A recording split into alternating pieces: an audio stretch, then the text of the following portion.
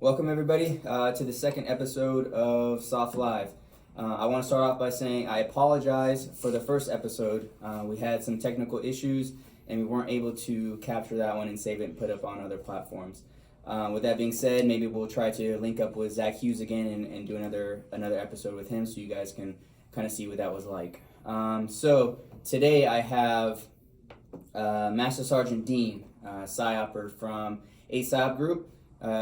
Currently NCOIC of their operations, among many other things, former 11 Bravo, and so yeah, that is Master Sergeant Dean. Before we get started, I do want to, give a brief description or, an overview of what PSYOP is. So you guys have a general knowledge going into this interview or Q&A of what it is, and then he can kind of touch on, his definition.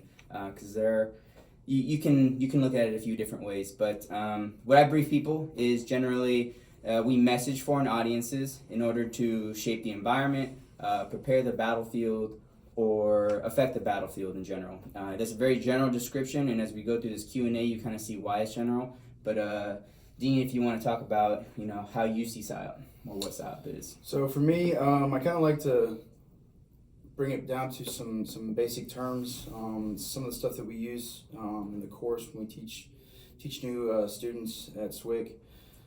So we use sales and marketing techniques to in line with basic psychological principles. So psychology, sociology, stuff like that, to incite some kind of a behavior change within some kind of population. So it's kind of a lot of stuff crammed into one, but the just as sales, marketing, and psychology all crammed together to create some kind of a change in an environment. Right. So yeah, very general, and like I said, as we go through this interview, some of the examples that you hear, some of the stories and missions, it'll kind of put it to light why it's kind of a general description. So a little bit about you. Just give us a little bit of an origin story, who you are, why you joined the Army, and kind of what you did before you joined PSYOP. Okay, so originally I'm an Ohio native. Came from a military family. I knew I was always going to join. Just was a matter of when. And I went to college for about 2 years. I was really originally chasing a commission. Apparently colleges like it when you actually show up to class and do things, so that they politely asked me to leave. So that was kind of the moment that I enlisted. That just so happened to be in the summer of 2001. So I raised my hand. I think it was July. Officially reported to Fort Benning on September 7th of 2001. I really joined the Army, or the Army specifically, because I wanted to go to airborne school, and I knew that the Army could give me that right out of the get-go. As far as what I did when I came in, I started as an 11 Bravo. Came straight in, went to the 82nd Airborne. Great place for a new soldier to start. That's really where I learned how to be a soldier. I had some really great leaders. We did 2 deployments, one to Iraq, one to Afghanistan. And so as I was moving along in my career, I was thinking, well, do I want to stay Army? Do I want to get out? Started looking for other options, and I knew I'd been an infantryman for 6 years, and I was like, well, if I'm going to do this career, I want to go and do something that's going to have more of an impact. It's going to set me up for a career post-Army, whether I get out in 10 years or 20 years, whatever that is. And that's kind of when I stumbled upon PSYOP. For me, the reason I chose PSYOP was just because the nature of how it works. The psychology piece intrigued me. The ability to work in small teams, that was really, really intriguing to me. And so that's really kind of what steered me towards PSYOP. Right. So yeah, 11 Bravo, as former 11 Bravo myself, it is a pretty big shift. It's 180 degrees from what you were doing before till now. So it has its own unique challenges.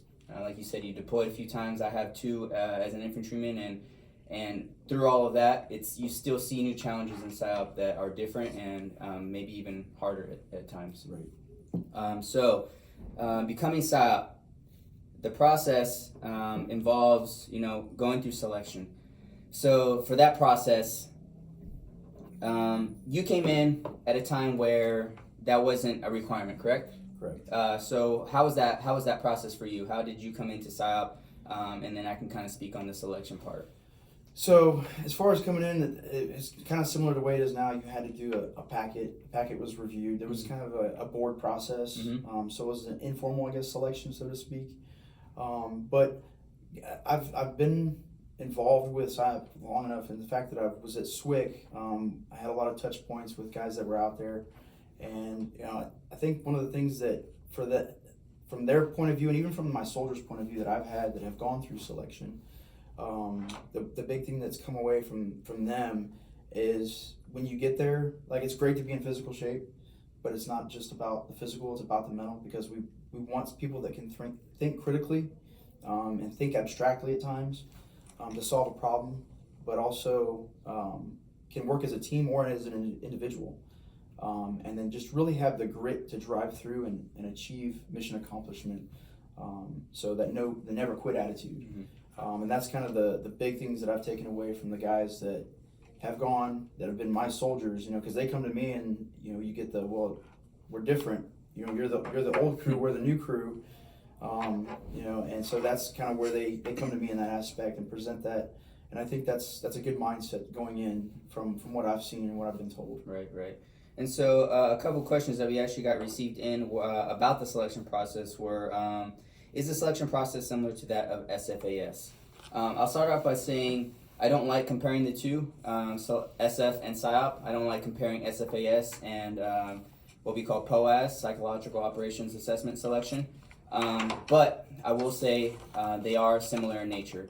I say that because people are familiar with SFAS. People have seen videos, they've seen documentaries, they are aware of what SF selection is like. So I tell them it's a watered down version of SF selection. That being, some of the individual physical and team events may be similar. Where it starts to differ a little bit, though, is, like you mentioned, the mental aspect of things, because it's a very mentally challenging job and mentally stimulating job. That side of an individual needs to be tested. And so a thing you can prepare yourself for selection on that aspect is interpersonal communication skills. Being able to hold a conversation, being able to hold a debate, a well-articulated debate, is very key, because a lot of the time people get used to in the Army, talking, receiving orders and taking orders, and there's not much dialect, not much communication going on there. So preparing yourself, studying up on debate tactics and just public speaking really goes a long way at selection. So that's one way you can prepare yourself aside from the physical things. If I may add to that, that is a big piece of the course, is interpersonal communications. One of the things that we saw when I was an instructor is that today's generation have some difficulties with that because they're so used to technology and communicating through technology, and it removes a lot of the personal aspect. And so when you start talking about emotion and tone and things like that, they don't understand how to deal with that face to face. And so doing those different types of classes or drills or getting familiar with those kinds of things will absolutely give you a leg up even when you get to the Q course and the operational force. Right. So selection, we talked a little bit about preparing for it, and then the actual selection itself. 10 days long, out at Camp McCall, same location as Civil Affairs and SF. So 10 days long. If you're selected, the next phase would be the qualification course, which is something you can really expand on. One, you went through it, Right. And then two, you're an instructor as part of the qualification course. So can you talk about a little bit how your experience was through the course or the Q course? Yeah, absolutely. So again, you mentioned it, going from being an infantryman to being a PSYOP soldier. There's distinct differences, and there's a large piece that comes with the mental aspect. I did great in school, with the exception of that first time in college. Came in the Army, always doing great things, and then here I am. I show up at the Q course, and they're expecting us to write papers and expecting us to do these in-depth studies and really understand what a population is and does, like, through and through. And that, for me, was a shock. I didn't realize how much analysis and thought went into the front side of what we do. And so it took a little bit of getting used to at first. I had some really good instructors, I had some really good teammates, and we pushed through and got through it. But it was definitely a challenge that I wasn't ready for when I got there. And it really, I think it holds true, because once I got to the operational force, it made sense. You really have to analyze where you're going to be and who you're trying to create a behavior change in to be able to create that change. And so the analytical part was a big challenge for me at first. As far as the evolution, so when I went through the course, you went through the core process of PSYOP, which there's 7 steps. And then from there you went into language. I think we had 1 or 2 small field problems that were kind of like tactically geared towards tactical PSYOP. And I'll talk about this a little bit more later, but PSYOP is across all spectrums of operations, so not just tactical stuff in combat. We go to the embassy, suit and tie, we do humanitarian assistance, so we do a lot of different stuff in a lot of different environments. And so, it was real cut and dry going through the course. When I went back as an instructor, the course had evolved, and it evolved for the better. I think I'd had 4 or 5 deployments in various capacities as a PSYOPer by the time I went back as an instructor. And one of the things that was nice for me to see, having come back from the operational force, was stuff that I never knew or saw was now being taught in the course. It was stuff that I kind of had to figure out in the operational force because it wasn't a part of the Q course. Good example is the interagency training, learning how to work in an embassy with a country team, and all the partners that work within an embassy and the partner nation that's a part of that embassy. That's a whole nother dynamic that I wasn't ready for when I went on the mission. Again, I had some great NCOs, great team leader, teams that helped get me there. But now it's in the Q course. Mm-hmm. And so now students are getting exposed to it before they get to operational force, so they can kind of be familiarized. And then when they hit their team, if that's their first mission set, they're not, it's not a shock and awe kind of thing. And even today, I just found out recently the course is continuing to evolve. Yep. They're adding more stuff to the course. They're putting in more soft special operations type tasks, so unconventional warfare, foreign internal defense, and how we play a role in that. So now when students come out, they've got even more in their kit bag than what the guys that I was teaching came out of the course with. Right. So it's really nice to see the feedback from the operational force that gets to the schoolhouse and them actually modifying and updating it to make it relevant, so that way when we get new soldiers in our formations, they're ready to attack any mission. Right. And so, like you mentioned, it's always evolving, it's always changing. Even since I've gone through, it was just 3 years ago, it's changed. And so some of those changes recently is the structure of the course. So just real briefly of what you can kind of expect. You can also go on GoArmySOF.com and you can kind of see the pipeline on there of how long each phase is and what the phases are. But you're looking at the MOS phase first now. So you're learning the 7-step PSYOP process. You're learning all the intricacies of that. And then you're going into field exercise, kind of integrating all the soft elements. And then lastly, you to answer a question we just received, is you do learn a language. The last 6 months of the course is a language school.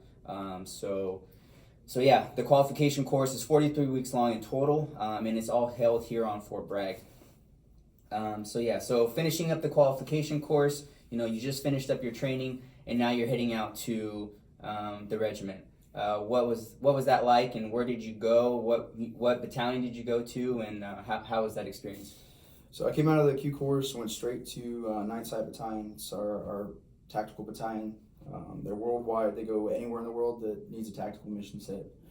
I think I graduated in March timeframe, and by May I was in Afghanistan as a part of a tactical PSYOP team. I was attached to an ODA. We were there for about 9 months. It was just my team, the ODA, and a platoon of Afghans working in Afghanistan, just trying to decrease the legitimacy of the insurgency, increase the legitimacy of the local government and the overall Afghan government. Really, that deployment had a great team leader. He really showed me what right looks like, and then I was really able to kind of see what PSYOP does from start to finish. Because when we got on the ground, it was an extremely hostile environment across, whether it was a local population like a villager, or obviously the enemy. They don't like us, but we saw a dynamic shift by the end of our time there, and it was a lot of it was because of the things that we were doing with the ODA, and we had some civil affairs support. So it was really, I learned how all of the SOF elements complement each other in my very first deployment. And so that was really rewarding for me, because now I understood how we help change the environment so that the ODA can do what they can do, so that the civil affairs team can do what they do, and vice versa. And it was a lot of fun. Yeah, and that's really key too, because it kind of differentiates, PSYOP from CA from SF. There's a lot of misconception of, certain MOSs within SOF try to emulate other MOSs, right? And so it was really key to see, this is what PSYOP does. We don't do this, and we don't try to do this. This is what we do, and how we actually integrate all together. Right. Yeah. So you spoke on one deployment. You said earlier you had 4 or 5 deployments? Yeah, I think I've lost track at this point. I've got 3 to Afghanistan. I think 2 down to this Southcom AOR. Okay. So yeah, 5 at this point. And so through those 5 deployments, it's not just all tactical, right? A lot of people see that because it's easier to portray in photos of tactical PSYOP. But we are more than just tactical PSYOP. So can you maybe give an example or two, and I can also speak on the the regional side, or the other side of PSYOP that is harder to portray in photos? Right, absolutely. So it's a very unique, and it's in some cases I would say it's more challenging, a more challenging environment, because you're working in hand to hand with the State Department and any number of other government agencies, and also your partner nation. So we're still military, so we care about military goals, but at the end of the day, when we're working with those interagency partners, you have to help them get to their goals as well. So there's a lot of collaboration that goes on to help achieve each other's goals. One experience for me that kind of jumped out was my first Southcom rotation. I was a part of a MIST, Military Information Support Team, that was based out of the Dominican Republic. We were responsible for the entire Caribbean AOR. I think it was 6 or 7 countries at the time. And I got tasked with working with Guyana, which is in South America. I think it's the only, or one of 2 English-speaking countries in South America. Used to belong to, it was a British colony. It's been independent for a number of years, but my NCOIC tells me, hey, you're going down there, you're going to work. And I said, well, who's coming with me? No, you're going by yourself. Excuse me? So that was a shock. I was a fairly young staff sergeant at the time. I think I'd been in the MOS 4, maybe 5 years. And so here I am getting told I'm going down to work at an embassy and represent PSYOP and a MIST by myself. And it was a little overwhelming at first. There's still other military elements down there that we work and collaborate with, but when you're the only guy that's responsible for everything that happens or fails to happen for PSYOP in that region, that's a big weight on your shoulders, especially as a staff sergeant. And I will never forget, it was probably one of the most memorable things I had in the country. I'd been on ground for maybe a week or 2, and it's a smaller embassy, and ambassadors tend to know who's in their embassy. And I was walking down the hall and walked past the ambassador. I knew who he was. He didn't know who I was. And I said, how are you, sir? Kept moving. And he said, stop. Just stop me dead in my tracks. And I was just thinking, oh, crap, what did I do wrong? And he asked me who I was. I introduced myself, told him I was with the MIST, here to help with any kind of PSYOP support for the country team. And the guy was elated. He'd had a lot of good experiences with PSYOP in the past. And he actually scheduled me for a follow-on meeting so that way we could talk in detail about different objectives that he wanted us to help with. So here I am, staff sergeant, engaging directly with an ambassador, which are basically GO level type individuals, and never in in my mind ever thought I would be that guy, Right. talking directly to an ambassador of a U.S. ambassador to a foreign nation. So it ended up being a great deployment. We had a lot of fun times, with our team, and made some good impacts. And it was just something that I never thought I would ever see. Right, and that really speaks volume about the roles and responsibility as somebody in SOF. Like you mentioned, just a month after graduation, you're already on the ground conducting operations, expected to achieve results at a large scale, right? Myself, I graduated, and I believe it was like August of 2016, and I was deploying in April of 2017. So just about 6-7 months, and going into a country and having to brief an ambassador as an E5 or E6. Going to a country, when I was in Romania, I was briefing some top-level generals at what they would consider their Pentagon about their PSYOP and how they can be implemented in supporting their SF. So just as an E5 and E6, you're expected to punch way above your, I guess, pay grade, you could say. But it's very satisfying, and it really sets you up for your career, as well as, like you mentioned earlier, outside of the military, because one day we're all going to have to take off the uniform. And so these are things that can really prepare you for outside the military as well. So with that being said, we'll roll into some of the questions that were received from you guys throughout the last 24 hours. You guys have submitted some questions, and so we'll have Dean answer some of these for you guys. So one of the questions we received was best part of being in PSYOP. I guess it's probably different for every person if you ask somebody different. But for me specifically, it's really just being able to work with some of the best soldiers in the Army. We're on small teams, and almost all of us are like-minded. We want to get after it and accomplish the mission and have an impact. All the way from the brand new sergeant that's in the course all the way up to the sergeant major or the colonel.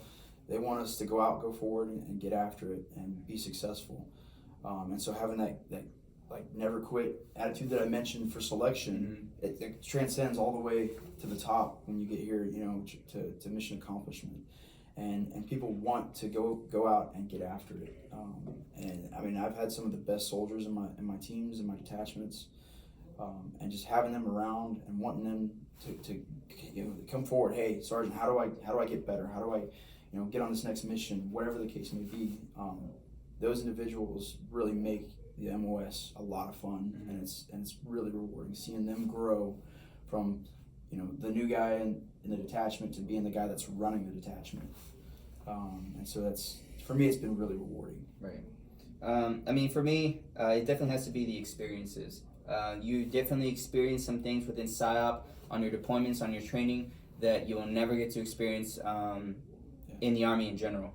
Some of the places you get to go and do the things you get to do while you're on deployment, it's all about experience, and you can never replace that with any other type of job, in my opinion. So the next question we received, what makes PSYOP different from other SOF branches? So I think for us specifically, we are trying to purposely change behaviors. One could argue anything anybody does can create a behavior change.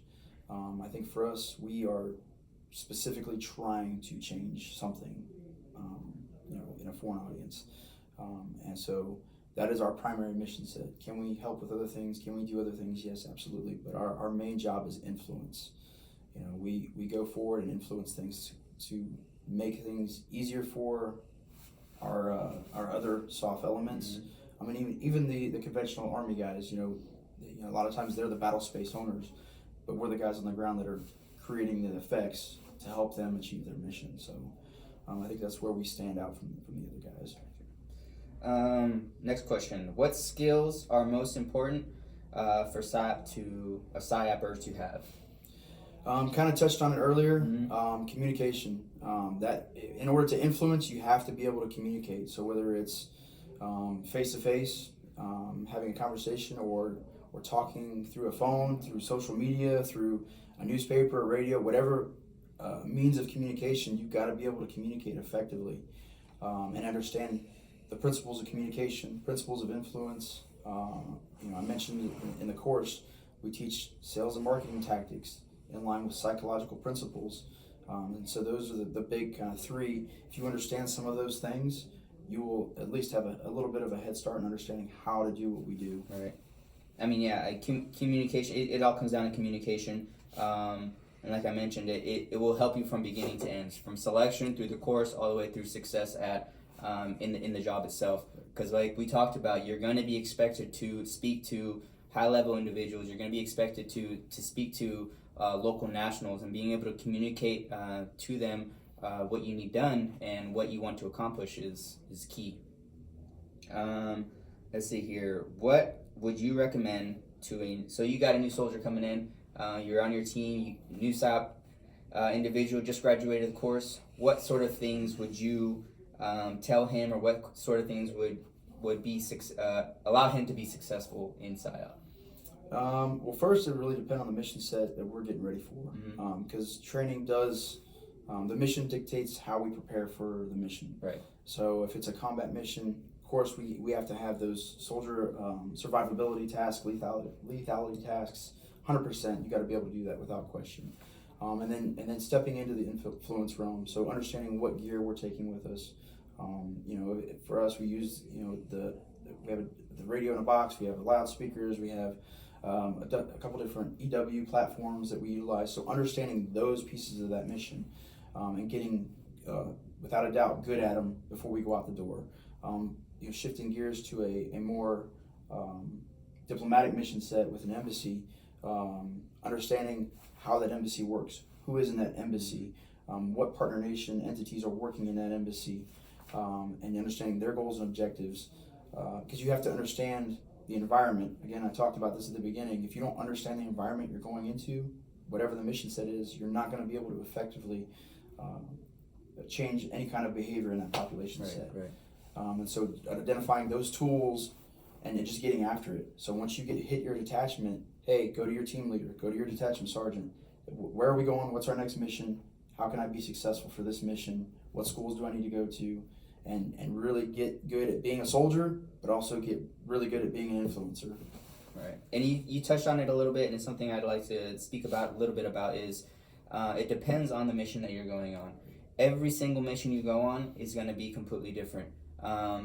You could be going back to the same location, and it's going to be completely different. Things change all the time. And so if you speak to any other individuals in PSYOP, Matt Sergeant talked about his 4 or 5 different deployments. I've been on 2. You're going to hear, you talk to us 2, that's already 7 different stories and 7 different experiences between 2 individuals in PSYOP. So you have to, get a well-rounded view of what PSYOP is by talking to multiple people in PSYOP. And because like I said, it's always changing, it's always different. When I was in my particular company, exact same region, and 2 different deployments. One was more mill to mill, and the other one was in a U.S. embassy. So night and day. Now we'll kind of go into a couple more questions. These ones are more tailored about how to get into PSYOP and the process. So these were some of the questions that were repeating, so these are why I'm hitting these ones. Let's see. How could I attend PSYOP selection when leadership doesn't let me? There's actually policies in place for you to be able to go through selection.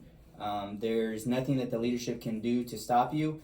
They might tell you that you can't go, but there are avenues that you can take. And the first thing I would say is contact your local SORB recruiter. If your duty station doesn't have one, go reach out through GoArmySOF, and we'll reach out to you and put you in contact with your closest recruiter, and then they can help you. But there's policies in place that state that you are allowed to go. It's a career progression move, and so they can't stop you. So yeah, reach out to us and we can help you out. Another question is there a waiver for 36 months left on a contract for joining PSYOP? So this one's very specific to 36 months, but there's many questions about, I only have a certain amount of time left, can I join? Yes, you can join. There's nothing that states that you have to re-enlist or extend to go to selection. Go to selection.